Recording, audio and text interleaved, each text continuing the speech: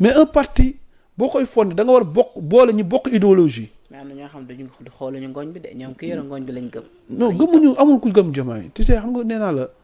Diomaye malheureusement attanul Sénégal attanul parti politique amul nit lan la ko mën a xoolee ba fan ko ci. du ci xam-xam non may ma jëm dama ne communication ko nan la nit di waxee di naan ndox mënul sa attanul sax wax ba pare te naanul ndox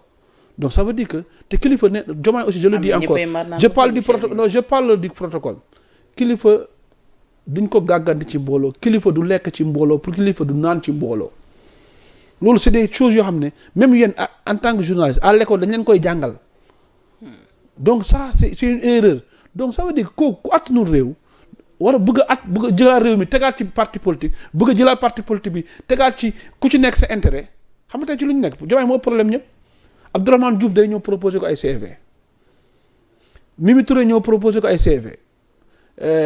kii Aljuma peut-être proposé ko ay CV kii nu mu tudd Yankuba ñu proposé parce que ñu ku ci nekk am nga ñooy indi léegi ñooñu bu ñu ñëwee du ñu nekk directeur du Diomaye du ñu nekk les directeurs de la République mais il va être kii day ne man directeur Abdourahmane Diouf la directeur Mimi Touré la directeur parce que chacun de eux cherche à faire des hommes forts à leur côté. Et ça va créer des problèmes. Foofu laa jëm et ça va créer des problèmes. Et ça va créer des problèmes. Que ça va créer des problèmes parce que liggéeyalatuñu Sénégal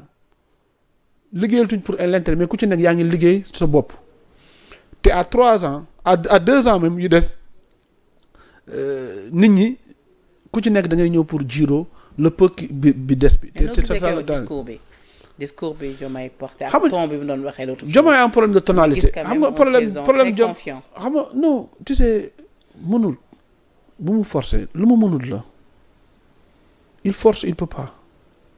man bu ma nekkoon Diomaye bu ma nekk ay mbokk Diomaye déjà yàlla dogal na il est président de la République dugg na ci histoire politique du Sénégal il a la chance d'avoir sa retraite avant 50 ans chaque mois dina laal lu mu dee 8 millions am na maison de fonction am na 40 millions boo xam ne budget la pour am na pour man dafa war a dem préparer sa retraite li ko dese baal nañ ko 2 ans yu caisse noire bu ko dajalee dina motaat dara mu jëm toog njëga ñaaw pour l'intérêt du Sénégal parce que xam nga parce que kenn du warul foowee Sénégal nit boo tiimee dara nga yenn ko mu diis bul am gàcce wàccee ko. ça veut dire que Sénégal non dëgg ma de. Sénégal yàlla ko kay xam na ni il en est capable. non mu capable dama ne yàlla nit di nga ñaan dara yàlla di ko ñaan dara forcer ko mu jox la ko te xam na ne attanoo ko léegi comme attanu ko dafa téye affaire mu diis da ko war a tegaat nànk dem njaga ñaaw toog fa organiser ay élections yu libre et transparent et inclusif ñëpp bokk ci. pour que ëllëg monsieur le ministre pour que ëllëg pour que voilà parce que tout à l'heure yaa wax ne si da nga respecter le choix des Sénégalais ñoo porté seen choix ci le président Bassirou Diomaye Faye avec 54% des voix mu am programme moom tam wax ko déroulé diir bi gàtt mu war a laajaat ab mandat ngir mun a doxal. xam nga pourquoi mu war a dem un jeune comme lui. xam nga le vote des Sénégalais a été trahi parce que les Sénégalais n'ont pas voté Mimi Touré les Sénégalais n'ont pas voté Abdourahmane Diouf au devant de la scène. Les Sénégalais n'ont pas voté ce qu'on voit aujourd'hui la transhumance là les gens qui koo xamante ne yow bu ngay campagne pour Diomaye falu moom mu ngi campagne pour Amadou Ba falu c'est ça qui se passe donc ça veut dire il y a longtemps ils ont trahi le vote des Sénégalais mooy ñoom ñaar bu ñu départagé wu ñoom ñaar bu ñu ku nekk demee sa yoon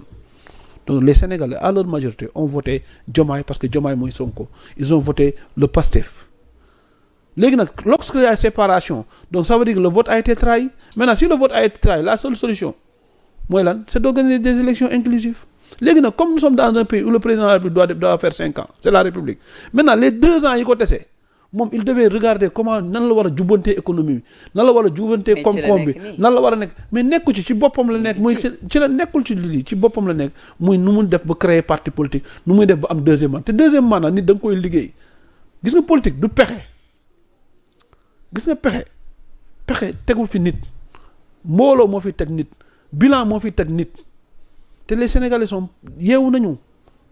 ci en matière électorale li nga diggoon Sénégalais yi lu ci 2 ans yi doone non Sonko moo fi nekkoon parce que mënu ma ko def ça veut dire que aujourd'hui tous les 2 ans ñi waxoon ne ñoom Abdourahmane Diouf yëpp non Sonko moo ñu doon tere liggéey mais terewul ne 2 ans yi ñoom ñu ngi ci doon jot seen salaire ñu ngi ciy utiliser seen i budget Diomaye mu ngi ci jot caisse noire am Diomaye mu ngi ci utiliser avion présidentiel ci 2 ans donc ça veut dire ci biir 2 ans yi ñoom daanu ñun fayeeku tey sax parlant de l'avion présidentiel tey la amal voyage bu njëkk en tant que président CEDEAO bu yees bi kon daal yow kiiraay bi ñu créé amul dara loo xamante ni jàpp nga ni mun na ko apporter Diomaye. gis nga li ma waxoon rek c'est une manière kiiraay bi keroog yëngu na de. c'est une manière ku am ngooñ gaa yi yëngal ngooñ boo ko yoree gaa yi ñoo lekkal la ngooñ bi. président sax nee na saa fitna du fi naan tey ñeex. voilà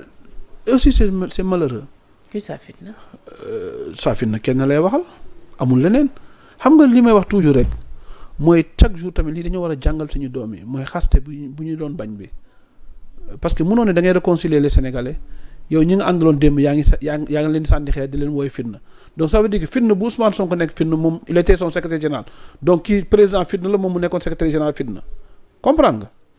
nga léegi bu Ousmane Sonko xëyee suba ne ko saatale wala xëyee ne ko leneen ak leneen ñi la wala keneen wax ko leneen ñi la non article 80 il faut que les gens arrêtent ce débat là pour man tey moom Ousmane Sonko bu nekkee raykot nit la moom complice Ousmane Sonko bu nekkee cuune la moom complice am la Sonko tamit bu Bassirou Diomaye Faye échec ñoom ñaar ñoo àndandoo échec parce que ils peuvent pas c'est impossible parce que ñoo bokk idéologie ñoo bokk départ ñoo bokk fii nit ki bu nekkee fin tuddee nga ko doom nit ki bu nekkee saa fin yow jël nga sa yaayam tuddee ko doom yàggut nit ki nga jël ko def ko sa premier ministre pendant 2 ans nit ki nga jël ko yow ne ko xoolal sama fauteuil bi pendant kon ça veut dire que ñii dem ci Diomaye ëllëg bu munee bàyyi ku mu àndal pendant 15 ans ku mu tuddee doom ñaari doomam bu ko munee wax faafin kon ñii dem ci moom ëllëg war nañu sóoraale seen bopp mooy Diomaye mun na xëy bule leen wala Diomaye mun na xëy def leen leneen. donc tout le temps monsieur le ministre wax moo tax sax fan yii temps yi ñeen duñ la comprendre ñu bëri di la reprocher que ni temps yi dafa am rapprochement bu am entre yow ak Ousmane Sonko parce que temps yi tu prends sa défense donte ni sànq ci biir wax nee nga bëgg ko attaquer parce que yow booy attaquer nit ba ko ku nekk ci benn position de faiblesse da nga koy bàyyi mu souffler un peu te pourtant yow yaa jàpp ni Ousmane Sonko mu ci position de faiblesse di ko jege ak moom en personne. xam nga jàpp ñu loolu parce que mi ngi yëngatu ci ses activités fu mu dem am na ñu koy topp am na ñu ko gëm ba tey te mu ngi doxal li nga xamante ni moom moo di programme am mais tout le temps dañuy gis dafa mel ni da nga am penchant plus ci Ousmane Sonko que ci président. J'ai plus de respect de Ousmane Sonko que de Bassirou Diomaye Faye même bu ma ànd ak moom j'ai du respect parce que am na ñu ko gëm j'ai du respect parce que il a porté le projet même bu nekkee gëm naa ne projet bi mu baax ak mu bon moo ko porté mu tappale ci def ci lu ne pour que ñoom ñu mën a ñëw au pouvoir beneen bi mooy. man je veux être président de la République ou bien je veux être président de l'Assemblée nationale nous voulons remplacer un régime ou bien nous voulons être des parlementaires notre objectif c'est que nous sommes dans l'opposition c'est de conquérir le pouvoir mais qui a le pouvoir maintenant c'est Bassirou Diomaye Faye qui a le pouvoir Ousmane Sonko dàq lañ ko mu ngi ci mbedd mi di jaay kartam mais bu nekkee dañoo mën a man xëccoo ma jaay carte xëccoo ma wër ci mbedd. xëccoo ma taxaw xam nga lay xëccoo. waaye moom tamit 2029 lay préparé. waaw mais loolu mun na non il peut pas être. tamit mënuloo tamit waxal lu baax sa concurrent. non waxuma la ko lu baax dama ne. musuma ko waxal lu baax. j'ai toujours dit que le bilan ñoom ñoo ko partagé man nag xëccoo ma pour jaay carte xëccoo ma pour tambambaalu xëccoo ma nekk ci mbedd man li may xëccoo mooy Bassirou Diomaye Faye li mu yor mooy le Sénégal ce régime mais loolu lay xëccoo. te loolu laa bëgg ëllëg man dama ciy ànd ak ñeneen pour dem jëli pouvoir bi kooku laay xëccoo donc man xëccoo ma nekk président assemblée xëccoo ma jaay carte xëccoo ma tàmbambaalu. y a pas de rapprochement entre yow Ousmane Sonko en même temps. Sonko je l'ai jamais parlé. Je le connais même pas. Je l'ai jamais parlé je le connais même pas et Penda man du ma xaar nit ba mu nekk ci instinct faiblesse ma koy attaqué. mais yow yaa jàpp ne mu ngi ci. non.